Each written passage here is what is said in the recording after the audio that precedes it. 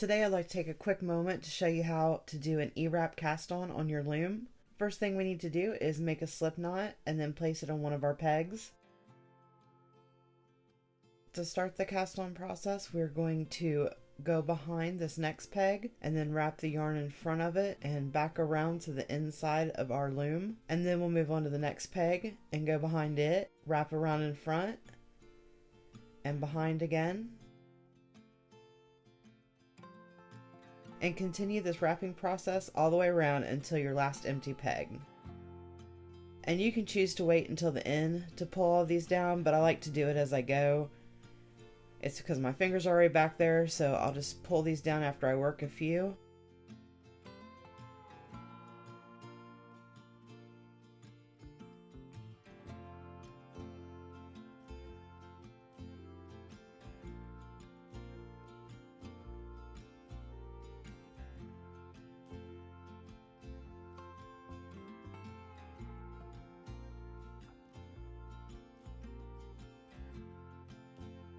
Now that we've gone around once, we're going to go around one more time, be doing the same thing, wrapping the exact same way. So go behind here, in front, back around.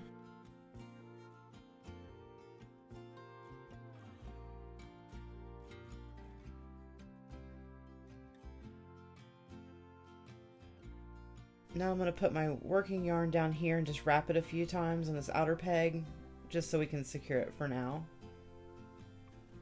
Next, we need to grab our loom knitting hook to grab the bottom piece of yarn from every peg and pull it over the top. So begin by grabbing this piece here, lifting it up and over the top of the peg. Lift it up, over, top of the peg. And this is securing our yarn on our loom. Once you've gone all the way around, you have completed the E-wrap cast on process, and you could continue on with your project from here. Be sure to subscribe to my channel and hit the bell for notifications so you'll know when I release my next tutorial.